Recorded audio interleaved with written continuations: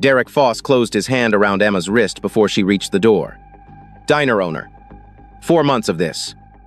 She didn't pull away. Her breath went flat. Her free hand pressed against her apron, fingers spread. Knuckles white. He leaned in and said something quiet and reasonable and terrible. Then he let go. Smoothed his jacket. Walked back to his corner table like nothing happened. 11 days ago, her father had told her, if you're ever trapped and you see a 1979 shovelhead in the lot, say my dad has your exact bike. One chapter in Oklahoma runs that machine. They'll know what it means. Her hand was shaking when she picked up the coffee pot. Derek was already watching. Then she glanced out the window. 4 motorcycles in the gravel lot. And at the end of the row, chrome tank. That specific curved frame, the one her father had described down to the last bolt, a 1979 shovelhead. Her chest locked. This was it. The only shot she was ever going to get. She walked to table 9. Set down the coffee. Looked at the man with the gray beard and the road-worn vest. My dad has your exact bike. Cole Harker set his cup down. Very slowly. And the table went completely silent. What he did next, not one person in that diner was prepared for. Nobody. This is Heart Tales. Now let's go back to that morning. Callaway's roadside diner had been sitting on the edge of Route 61 for 32 years. The sign out front had faded from red to the color of old brick. The floor tiles had a crack running from the door to the counter that nobody had ever fixed. The regulars knew the crack. They stepped over it without looking. Emma Nolan had been working the morning shift there for 8 months. She was 23 years old. Dark hair pulled back tight. Her father's eyes, the kind that noticed things before the rest of the face reacted. She was good at her job, the way people get good at things they didn't choose but learned to survive inside of. She hadn't chosen Callaway's. Derek Foss had found her. She had been 22. 3 weeks out of a lease that fell through.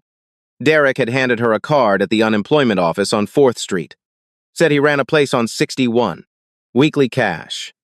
Start Monday. She said yes because she had $41 in her account and a duffel bag in a friend's car. The first 2 months were fine. Then she tried to leave.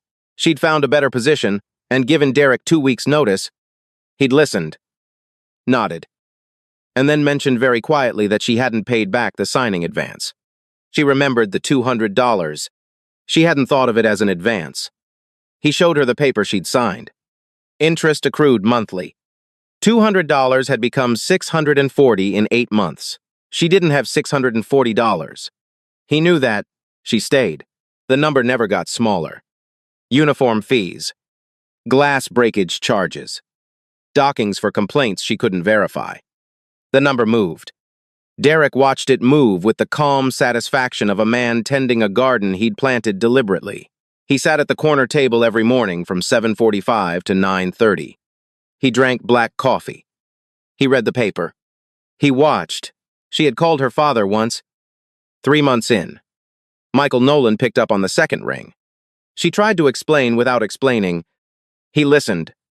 And then he said, I'm going to tell you something. You listen and you remember it. You don't need to use it. But you remember it. And he told her about the bike, the 1979 shovelhead in his garage on Renner Street, the chapter that ran it, the 6 words. He said it once. Plainly, like a man leaving a key under a mat, not because he expected the door to be locked, but because he wanted her to know the key was there, that morning, a Thursday. 7:58 by the clock above the pass-through, Derek had taken her wrist in the corridor. She'd been carrying 2 plates of eggs and a coffee pot, and he'd simply reached out as she passed, closed his hand around her wrist, and told her she'd been smiling too much at the table by the window. She had nodded, kept her face still, waited until he let go. Then she went to the floor, set down the eggs, refilled the coffee, and stood at the window for 4 seconds. That was when she saw them. 4 motorcycles came off, Route 61 at 8:02 in the morning. They arrived the way. Heavy things arrive, a low, rolling thunder that came up through the floor and registered in the chest before the ears caught it. Emma watched them park. She looked at the bikes the way her father had taught her, not at the chrome, but at the shape, the frame geometry, the tank profile. The bike at the end of the row had not been modified. Low at the front. That specific rake, The tank curved in the exact proportion her father had traced on the kitchen table 11 years ago. Chrome and black. Narrow front end, 1979. Shovelhead. Her hand went still on the coffee pot. There was no version of this where she waited for a better time. She crossed the floor. Did not look at Derek's corner. The four men had taken the big booth at the backs to the wall. Eyes on the exit. The man on the inside had a gray beard. Kept neat. Big, weathered hands. Pale, washed-out blue eyes that didn't miss much. She poured coffee without being asked. "Morning," she said. Steady. She was proud of that. She took their orders. Then she looked out the window. At the lot, at the one at the end of the row, and when her eyes landed on that tank, something in her chest locked into place like a key turning. She looked back at the man with the gray beard. "I'm sorry," she said. "My dad has your exact bike." The table stopped. All at once, as if someone had pressed pause on four separate human beings simultaneously. Cole Harker set his coffee cup down with the particular care of someone who understood that whatever he did with his hands in the next 10 seconds was going to matter. He looked at her. Not at her face the way people look at a waitress. At her. The steadiness she was performing and the shake underneath it. "What year?" he said. 79. Shovelhead. 3 full seconds. Then, quietly, "Who taught you that?" "My father, Michael Nolan." Something moved across Cole Harker's face. Fast. Complex. He picked up his coffee slowly. Took a sip. And let his eyes move just once to the corner table where Derek Foss sat with his newspaper. Then he looked back at Emma. "Thank you," he said, "for the coffee." She turned back toward the counter. Her legs were steady. She didn't know how. But they were steady. Behind her, she heard Cole say something low to the man beside him. She couldn't make out the words. She didn't need to. She had done her part. Cole Harker had not thought about Michael Nolan in 3 years. Not because he had forgotten. Men like Cole didn't forget the people who had ridden with them. Michael Nolan had been on that shelf for 15 years, the one high up where you knew the thing was there but didn't have to look at it every morning. The girl had just pulled it off the shelf. 1979 Shovelhead. Exactly one of those in Oklahoma belonged to a man who had ridden with the Tulsa chapter. Michael had rebuilt the engine himself over one winter in a garage on Renner Street. With Cole on an overturned bucket handing tools and telling him he was doing it wrong, Michael had laughed and done it right anyway. He'd ridden that bike for 11 years. Then his wife died. And the bike went under a tarp. And Michael went somewhere inside himself that none of them had known how to follow. Cole hadn't followed. He'd called twice, maybe 3 times. Michael's voice on those calls was the voice of a man speaking from underneath something very heavy. Cole hadn't known what to do with that. So the calls had stopped. And the space had grown. And 15 years had passed. And now Michael's daughter was standing 20 feet away with a coffee pot and eyes that were asking for something she couldn't say out loud. Cole looked at the corner table without moving his head. He'd clocked the man the moment they walked in slightly forward. Newspaper open but not being read. Eyes moving in a pattern that wasn't casual. Watching Emma? 45 seconds of watching. That was enough. He looked at Gunnar and said quietly, "Stay at the table. Don't look at the corner." Then he slid out of the booth, walked to the front door, stepped out into the Oklahoma morning, stood beside his shovelhead, and took out his phone. 4 words when someone picked up. "Callaway's on 61. He hung up, looked at the pale blue sky for a moment, went back inside, sat down, and finished his coffee. Across the diner, Derek Foss turned a page of his newspaper and did not look up. He had no way of knowing that the next 15 minutes were going to be the last ordinary 15 minutes of his life for a very long time. They heard them before they saw them. That low rolling sound building from out on 61. Growing in the chest before it reached the ears. Derek Foss lowered his newspaper by 2 inches. Emma was refilling a sugar dispenser when the first bike turned into the lot. Then the second. The gravel lot filled the way a tide fills a bay steadily. Inevitably, she counted 17 before she stopped counting. Derek stood up from his corner table. First time she'd seen him do that without a purpose. His newspaper fell to the seat. His face, normally so controlled, had done something she'd never seen in 8 months. It had gone uncertain. Cole Harker came through the front door first. He didn't scan the room. He simply walked in and stood inside the doorway for one full second, and in that second, every person in Calloway's performed the same unconscious recalibration. The trucker in the back booth sat up straighter. The couple by the window stopped mid-sentence. The cook went still. Derek Foss recognized him. It was visible in the way Derek's chin came up, a man who has just understood that the situation he was managing has changed categories entirely. Cole looked at Emma. "You doing okay?" She nodded. "Throat too tight for words." "Good. That yours?" He nodded at her phone behind the counter. She reached over and took it, hands shaking. She didn't make a call. She just held it. The weight of having it without Derek between her and it was enough. Derek made his move. He picked up his coffee cup, walked toward the counter as though heading for a refill. And when he reached Emma, lowered his voice, "We should talk privately. Before this gets out of hand," the voice he always used. Quiet. Reasonable. 8 months of that voice. Cole was beside her before Derek finished the sentence. Nobody had seen him cross the floor. He was simply there, looking at Derek with the patient, steady attention of a man who has already decided how this ends. "This is a private business matter." Derek said, still trying. "I know what it is." Cole said, "We're going to need the documents." Derek set his cup on the counter. "Buying 3 seconds. I don't know what you think gives you the authority. I called someone who has it. They're on their way."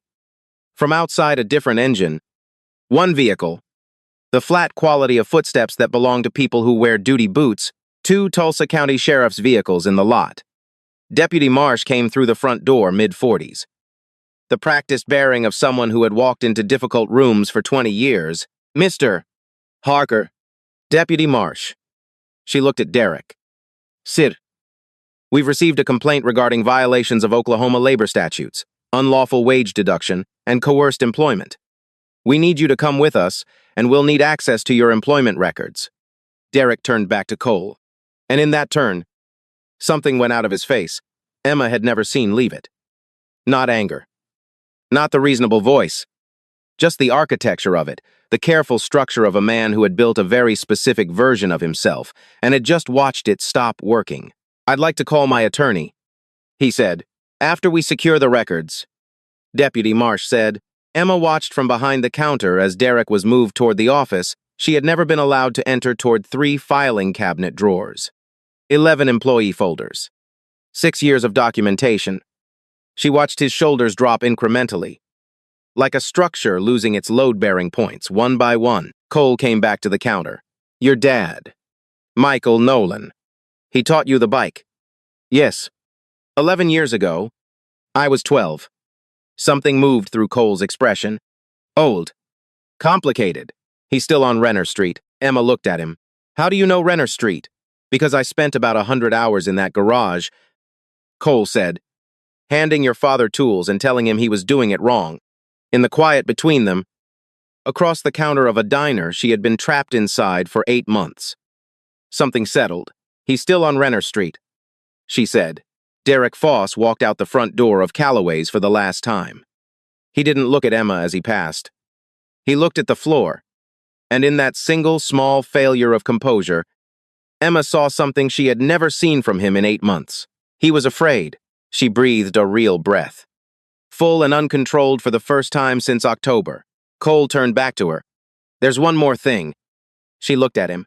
"The man who taught you those 6 words. I owe him something, and I've been owing it for 15 years. He held her gaze. "I'm going to go see him." Emma thought about her father on Renner Street, about the bike under the tarp, about the way Michael Nolan went quiet whenever she asked about the people he used to ride with. "East end of Renner," she said. "Brown house. Fig tree in the front yard." Cole looked at her for a long moment. "Thank you." The second time that morning, but this time it meant something different entirely. Renner Street was 23 minutes from the diner. Cole had ridden it before. 15 years ago, when Michael still had people coming by. Back then, the street had aliveness to it. Now it was quiet. Steady. In the way of a man who had simplified his life down to what he could manage, number 47 had a fig tree in the front yard. Cole cut his engine. Sat for a moment. The house was brown. Curtains drawn at 9:44 in the morning. Either Michael was asleep, unlikely. He'd always been a 5:30 man, or he'd heard the engine and was deciding. Cole knocked. The silence had texture. Someone on the other side. Making a decision. "Michael," he said. "It's Cole." 15 seconds. 20. The deadbolt turned. Michael Nolan stood in the frame. 52 years old. Lean where he'd been broader. Hair fully gray. His face had the quality of someone who had processed a very large amount of experience and come out the other side, not empty, but quieter. Stripped down to something essential. "How did you find me?" he said. "Not question. Emma," Cole said. Something moved through Michael's face too fast to name. He stepped back from the door. "She called you." "She didn't call anyone. She came to work this morning. She was in trouble. She used the signal you taught her." Michael put one hand on the door frame. Cole told him. "The diner. The advance. The 8 months. The corner table." He told it plainly. Because Michael had never needed things dressed up. When he finished, Michael was looking at the floor of his porch. "She's okay," Cole said. "Deputies have FOSS. She's okay. She never told me." He said it the way you say a number when the math is the thing that hurts. 8 months. 20 minutes away? She was protecting you, Cole said. Michael looked up.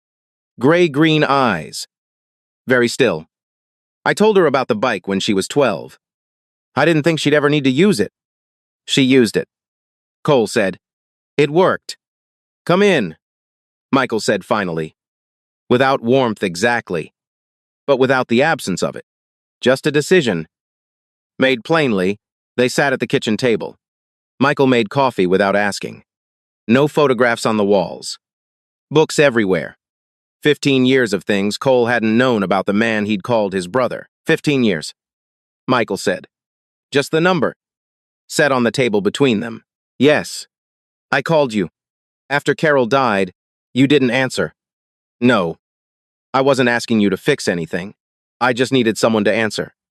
Cole held that. Let it sit where it landed. Which was somewhere in the chest. Where true things land when you have no defense against them. "I know that now," Cole said. "I didn't know how to sit with it then." "That's not an excuse. It's what happened." Michael's thumb moved along the handle of his mug. Then he stood, walked toward the back of the house. And Cole followed because that was what you did. The garage smelled like motor oil and time. Tools hung in their places. Workbench clear. The motorcycle was against the far wall. Under a canvas tarp, dark green. Faded at the edges. The dust of years rather than weeks. Michael stood in front of it and didn't touch it. "I kept it," he said. "After Carol died, didn't ride it. Didn't sell it. Just kept it." Cole said nothing. "I kept it because some part of me was still that person. The one who rode.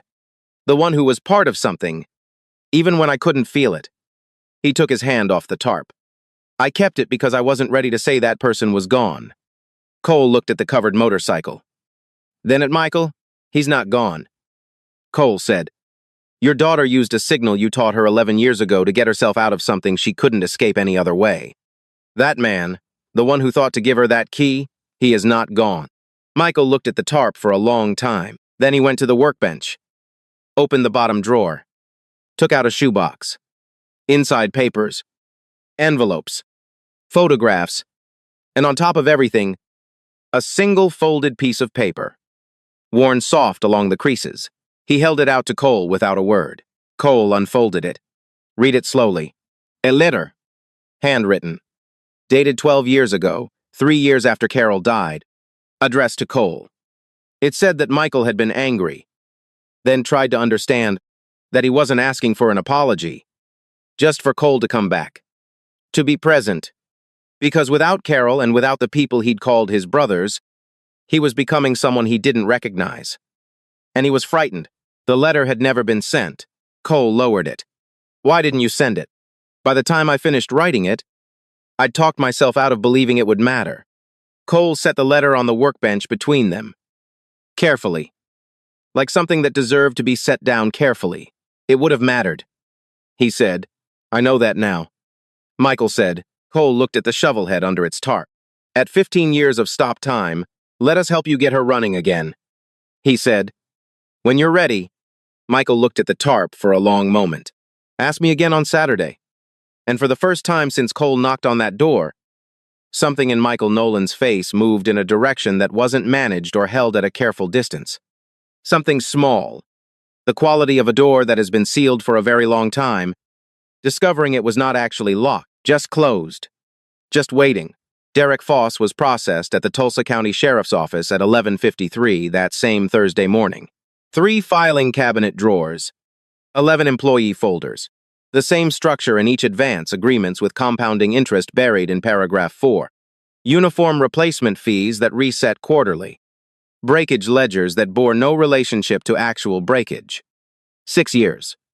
Emma Nolan was not the first. She was the most recent, by 4 o'clock. Derek sat across from Investigator Hartwell with his attorney beside him. He performed, for the last time, the version of himself that had worked so well for so long. Calm. Reasonable. A businessman protecting his investment. Hartwell let him finish. Then she opened the folder and went through it line by line. He watched his own system laid out in plain language under fluorescent light and understood something he had never let himself understand before, that knowing what you are doing and being confronted with its documentation are 2 entirely different experiences. He had given these women opportunities.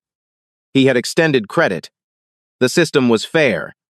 In his private language, looking at it across from Investigator Hartwell, the private language stopped working. He looked at Emma Nolan's file. $640 from $200. Uniform replacement fees, 3 and 8 months. At $80 each. For a uniform he never replaced. The broken glass charges, there had been 1 broken glass. A juice glass. In February, he had charged her for 11. He sat with that. Really sat with it. And felt something shift in his chest that was not legal strategy. Quieter than that. The specific discomfort of a man who has spent years not seeing himself clearly. Suddenly unable to stop. I want to cooperate, he said. His attorney put a hand on his arm. I want to cooperate. Derek said again. To Hartwell. Whatever the other employees need. She wrote something on her notepad. Cooperation affects disposition. It doesn't affect the facts. I understand. Derek said. For the first time in the interview, he sounded like a man who actually did. 6 counts of unlawful wage deduction. 2 counts of coerced employment. 1 count of fraudulent contract. He walked out of the Tulsa County Sheriff's Office at 7:22 that evening and stood beside his car without getting in. Ordinary life going about itself in the parking lot. A family loading groceries. A kid complaining. A mother telling him to get in the car. Derek Gotin. Sat without starting the engine for 4 minutes. Thought about 11 glass charges for 1 broken glass. Thought about Emma's hand on the coffee pot. Shaking. He drove home and did not sleep well that night. Or for many nights after. Which was not a punishment exactly, but was the closest thing to one that a man in the early stages of understanding what he had actually been is capable of imposing on himself. It was a beginning. Incomplete and late. But it was a beginning. Saturday morning, 8 o'clock. All 4 of them Cole. Tank, Gunnar, and Reaper. Engines cutting 1 by 1 in front of number 47 Renner Street. The front door opened before they reached the path. Michael was already on the porch. Yak it on. He looked at the 4 of them and said nothing for a moment. Then coffee's on. At 8:47, Emma arrived with a paper bag from a bakery and stopped in the kitchen doorway. 5 large men filling her father's kitchen. She looked at them the way you look at something you have needed to see for a very long time, and find it is both exactly what you hoped and more than you were prepared for. Pastries, she said, setting the bag on the counter. Before you go destroy something mechanical. Tank looked at Gunnar. I'm going to like her, Michael said. Dry and completely unguarded, she already knows. They went to the garage. Michael pulled the tarp off the shovelhead himself, his hands on the canvas. His choice. He pulled it clear. Folded it once. Set it on the workbench. The motorcycle underneath was exactly what it had always been. Doste. Complete. Preserved with the patience of a machine that has no opinion about how long it waits. Cole crouched beside it. Better shape than I expected. I kept the fluids current, Michael said. Every 2 years. In case. In case. 2 words that contained 15 years of quietly maintained hope. Emma made a sound from the doorway. Hand to her mouth. Michael looked at her. Their eyes met, the whole story compressed into a second. Don't, Michael said. Voice rough. I'm not doing anything. Emma said. Same rough register. Identical to his. The way children absorb their parents' emotional architecture without anyone intending it, they worked for 3 hours and 40 minutes. Tank on the engine. Gunner fetching tools. Reaper on the electrical system with the focused precision of a man most himself when he has something specific to fix. At one point, Tank said something about the carburetor that made Gunner laugh, a real laugh, and the sound of it in the garage was like a window being opened in a room that had been closed for a long time. At 11:23, Reaper sat back on his heels. She should turn over. The garage went quiet. Michael walked to the bike. Stood over it. His body remembered the muscle memory still there. Embedded so deep that 15 years hadn't touched it. The way the body remembers how to swim even when it has been years since the water. He kicked. The engine turned over but didn't catch. He adjusted the choke. Kicked again. The shovelhead fired. It caught and stumbled, and caught again uneven. Rough. Finding its rhythm, the way a voice finds itself after a long silence. It shook. Settled. Evened out into something low and rolling and unmistakably alive. Nobody said anything. Michael stood over his running motorcycle with both hands on the bars and his face completely unguarded. Not crying, something deeper than crying. The look of a man being returned to himself, finding that the person he was before the loss is still there. Changed but present. Altered but not erased. Tank put his hand on Gunner's shoulder. Gunner covered it with his own without looking at him. Michael let it run for a full minute. Then he cut it. The silence that followed was the loudest silence Cole had ever stood in. She runs, Michael said, voice rough. He cleared his throat. Said it again. Steadier. She runs. Yeah, Cole said. She does. Emma came into the garage all the way. Walked to her father. Stood beside him. Michael put his arm around her shoulders, and she leaned into him, not the careful, managed lean of a daughter monitoring her weight against a fragile father, but the full, unguarded lean of a person trusting another person to hold them. Michael held her, completely. Without flinching, he held her like a father. After a while, Emma looked up at him. Take me somewhere on it, she said. I've never been on it. Michael looked at the shovelhead, at the tarp folded on the workbench, at Cole across the garage with 15 years of wrong turns behind him and a Saturday morning in front of him that felt, against considerable odds, like a beginning. Next Saturday, Michael said. All of us. You sure? Cole said. Michael looked at his daughter, then back at the bike. Next Saturday. He said again. I know a road. Pay attention to the people around you. Not every call for help is loud. Not every cage has visible bars. Sometimes the person standing across from you with a coffee pot and a steady face and a hand that isn't quite steady is doing the bravest thing they have ever done. And it looks like nothing at all. A father left a key under a mat 11 years ago. He didn't know if his daughter would ever need it. She kept it anyway. And on a Thursday morning in Oklahoma, when there was no other door left to open, she used it. That's what parents do when they love their children the right way. They don't just protect them from the danger in front of them. They prepare them for the danger they can't see yet. They hand them something small and say, you won't need this. But now you have it. There's also a man who rode away from a friend 15 years ago because grief made him uncomfortable and discomfort made him move. The space grew. 15 years passed. And then a young woman said 6 words. And the only honest direction left was back. Turning around is harder than riding away. It always is. But it is the only move that actually counts. If there is someone in your life you have been meaning to call them, not when it's easier. Not when you've figured out what to say. Now.